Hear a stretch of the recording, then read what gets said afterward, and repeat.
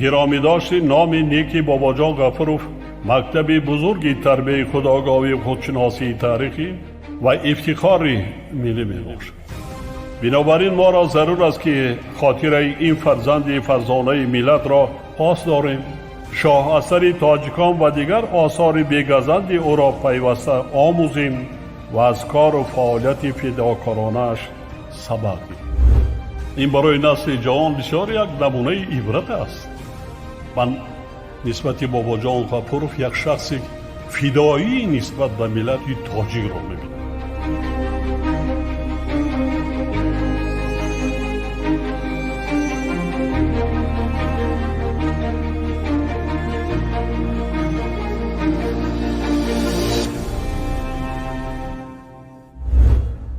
درود شنونده های گرامی، با توجه شما گفتار ادبی از سلسله خوانش بدیعی از روی کتاب تاجیکان اکادمیک باباجان غفورov، نشر مختصری علمی عاموی، راوی هنرپیشه خلقی تاجیکستان قربان صابر. آغاز گفتار 13.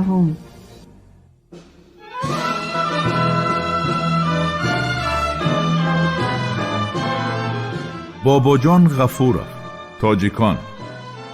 تاریخ قدیمترین، قدیم، عصر میانه و دوره نو.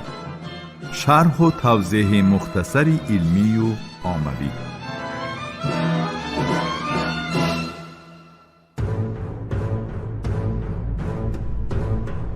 فصل دوم. اجداد تاجیکان در دوره ترقیات مناسبت‌های غلامداری.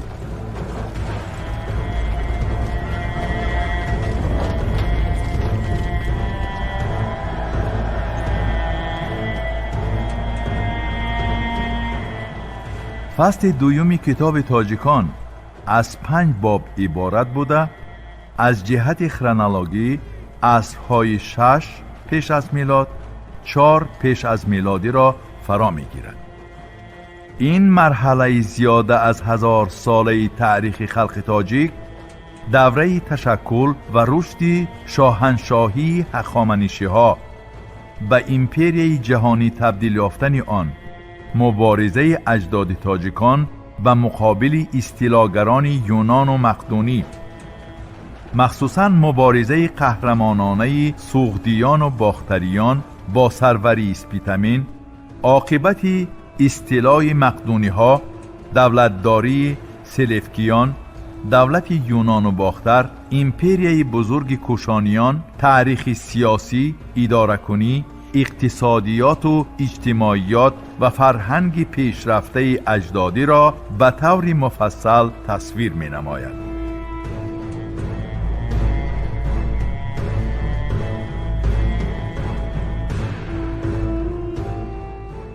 باب یکم. آسیای میانه در هیئت دولت هخامنشی‌ها.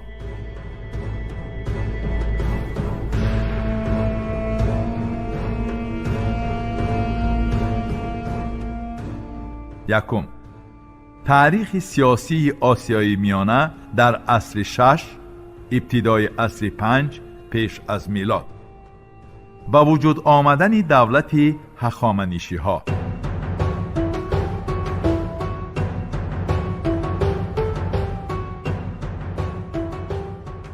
در حدود ایران زمین به معنای پورش اولین پدیده های دولتداری خیلی بر وقت به میان آمده بودند. از جمله در ناحیه های جنوب غربی آن هنوز در نیمه دوم هزاره 3 پیش از میلاد دولت علام تشکیل یافته بود. در عصرهای 9 7 پیش از میلاد نخستین پدیده های دولت در دیگر مناطق ایران زمین تشکل یافتند. اکثر ناحیه های ایران غربی در این عصرها به هیئت دولت های آشور و اورارتو داخل می شدند. اساساً این آن ولایت هایی بودند که بعدتر مرکز سلطنت میدی ها گردیدند و در تحت تصرف دولت آشور بودند. طایفه های فارسی جنوب و غربی ایران زمین اول به پادشاهی علام و سپس به شاهنشاهی هخامنشی ها اطاعت می کردند. سال 640 پیش از میلاد به دولت آشور تابع شدند.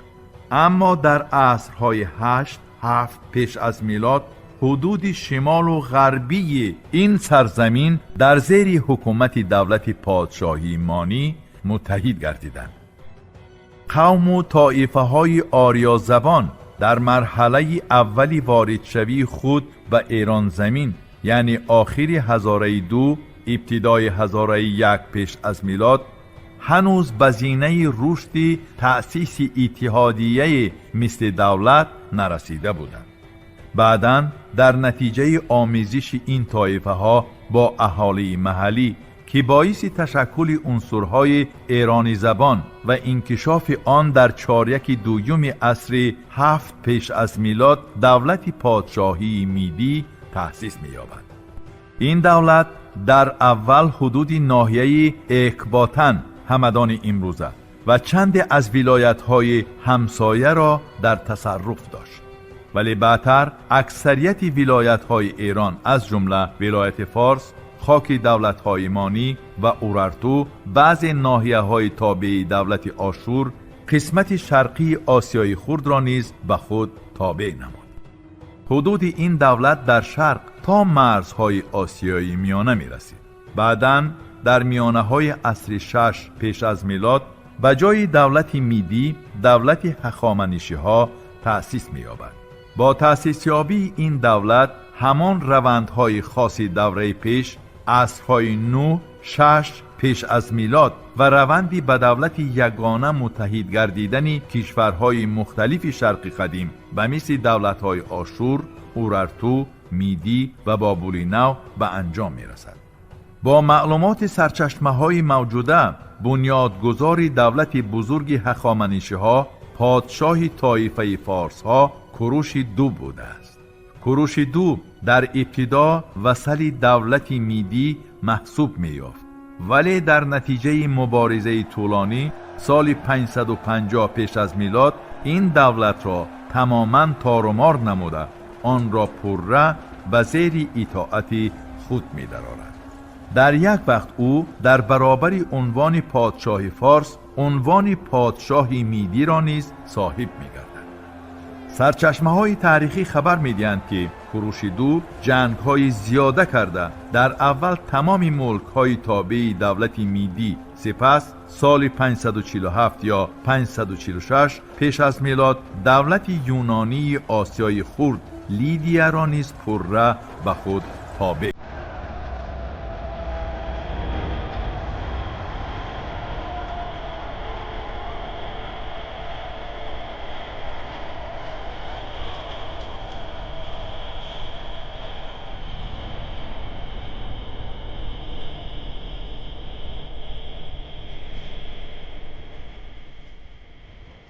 فتوحات کوروش دو در آسیای میانه.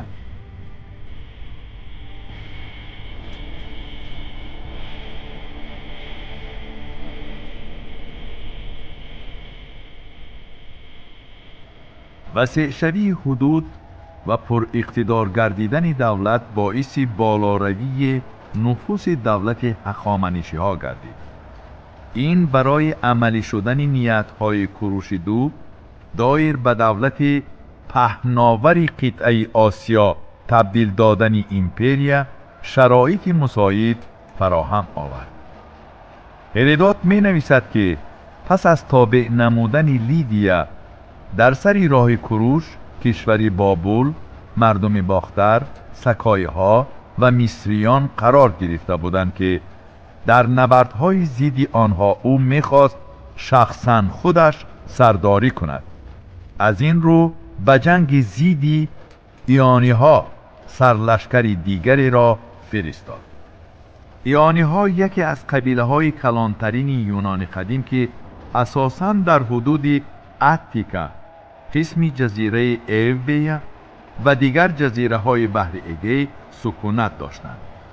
این قبیله ها در عصر 11 پیش از میلاد قسمی مابینی و غرب آسیای خرد ولایت ایانیا را مستملکه خود کرده بودند. طبق معلومات سرچشمه ها کوروش از اقتدار و آمادگی حربی خلقهای آسیای میانه خبر داشت و برای همین سروری لشکر را در این سمت به ذمه خود گرفت. بابا جان غفورов تأکید می نمایند که دایر بر رفت تصرف آسیای میانه از جانب کوروش معلومات عمیق در دست نیست، اما در تکیه به نوشته های مؤلفان یونانی بعضی لحظه ها و حوادثی به وقوع آمده را شرح می دهد. از جمله چنین نوشته هرودوت یونانی را می آورد: قسم زیادی اهالی آسیای پایان را گرپک و آسیای بالا را خودی کوروش که خلقهای آن را پس هم به هیچ یک رحم نکرده به اسارت دوچار میکرد از دم تیغ گذرانیدند. تاریخ نگار بابلی به راست عصر 3 پیش از میلاد نیست خبر میدهد که کوروش تنها پس از مطیع کردن تمام آسیا و بابل لشکر کشیده است. این خبرها تأکید می نماید بابا جان غفورov روایت نیکلای دیمشقی را دایر به آن که پس از غلبه کوروش دو بر دولت پادشاهی میدی گویا سطرف گیرکان با پای خود آمده اظهار اطاعت کرده باشد و سپس سطرف های پارت ها، سکای ها، باختری ها و سایر خلق ها پس هم یکی پیشتر و دیگری آمده در نزد او و زمین زانو زده باشند پره رد می کند. به اندیشه مؤلف این گفته ها اشتباه است، زیرا باختری ها و سکای ها در تابعیت دولت میدی نبودند. تسخیر آنها از طرف کوروش بعدتر به وقوع آمده است. خبر تراک با نقل یوستین در این بابت به حقیقت نزدیکتر است. دولت هایی که پیش تابع میدی ها بودند تغییری حاکمیت را تغییرات وضعی خود پنداشته از کوروش جدا شدند. این برای کوروش بهانه‌ای گردید که به جنگ های سرشمار آغاز نماید. دایر به فتوحات کوروش دو در آسیای میانه کتیسی نیز خبر داده می نویسد که کوروش با باختری ها می جنگید ولی در محاربه برتری یگان طرف عیان نگردید. پس از آن که باختری ها از استواری داخلی و اقتدار دولت هخامنشی آگاه شدند اختیاراً به کوروش سر اطاعت فرود آوردند. در برابر معلومات سرچشمه های خطی یونانی معلوماتی کاملتر را دایر به دولت هخامنشی ها ما از نوشتجات کوه بیستون که با امر دارای یک ثبت شده است پیدا می نماییم. کتیبه بیستون یا کتیبه های دارای بزرگ که آن را کتیبه های بیستون نیز می گویند مجمعه باستانی کتیبه های بیستون در نزدیکی شهرستان کرمانشاه ایران امروزه واقع است. کتیبه در بلندی 150 متر از زمین در کوه بیستون با خط میخی و با 3 زبان فارسی قدیم، بابلی و علمی حکاکی شده است. پیش از همه از این کتیبه ما دایر به حدود دولت هخامنشی ها تا زمانی به سر قدرت آمدن دارای یک معلومات عمیق میگیریم. معلوم می شود که در فاصله پس از وفات کوروش دو و به تخت نشستن دارای یک سالهای 530-522 پیش از میلاد هخامنشی ها اساساً به فتح مصر و امور داخلی دولت خود مشغول بودند و در این دوره کوشش تابع کردن ولایت های نوی آسیای میانه به عمل نآمده است. در ستون اولی کتیبه از نام دارا آمده است: این است آن کشورهایی که با مهربانی اهورامزدا نصیبی من گردیدند. بعداً نام کشورهای پارت، آریا، خوارزم، باختر، سوخت و همچنین ولایت‌های جنوب افغانستان امروزه و شمال و غرب هندوستان، قندهار، ستگادیه، ارخاسیه و در میان دو ولایت اول سکا شاید سکایه های همورغ باشند نامبر می شوند. سرچشمه های یونان قدیم پیش از همه طبق خبری پلینی کوروش کپیس نام موضع را اشغال و خراب نموده است. با اندیشه محققان این همان محلی بغرامی نزدی کابل است. همین طور ناوابسته از کم بودن دلیل و مدرک های ضروری می توانیم خلاصه نماییم که به کوروش دو تابع نمودن پارت، باختر، خارزم، سوخت و کدام یک قسمی حدود سکایه ها انیخترش سکایه های هومورغ میسر شده بوده است. اما در سمت شمال و شرق حدود هخامنشی ها تا به کجا طول کشیده بود حالا معلوم نیست. اندیشه بعضی محققان که در اساس نسبت دادن بنیاد شهر کراپل به کوروش حدود دولت هخامنشی ها را تا به فرغانه رسانیدند تصدیق کامل خود را پیدا نکرده است. طبق معلومات معتمد زبانشناسی نام شهر کوروش کاتا بوده ریشه اولی آن نام قبیله را افاده می کند و آن را یونانی ها نادرست فهمیده همچون کریس خاتا خواندند.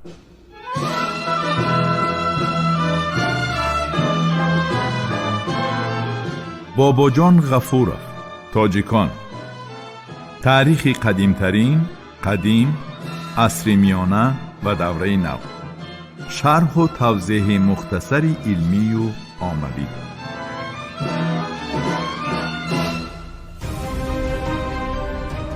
شنونده های گرامی، شما گفتار ادبی را از سلسله خوانش بدیعی از روی کتاب تاجیکان اکادمیک باباجان غفورov نشر مختصری علمی عاموی را در قرائت هنرپیشه خلقی تاجیکستان قربان صابر شنیدید. محرر سیدزاده عابدجان، کارگردان عبدالمنان رحمان. این گفتار سال 2024 ثبت شده است. انجام گفتار 13. آموزش کتاب تاجیکان جوانان ما را هشدار می دهد که نیاگان فرزانه ما در مسیر تاریخ چه جایگاهی مقدس داشتند. کتاب تاجیکان احساس خودشناسی ملی و زیرکی سیاسی را در دل و ذهن جوانان ما تحکیم می بخشد.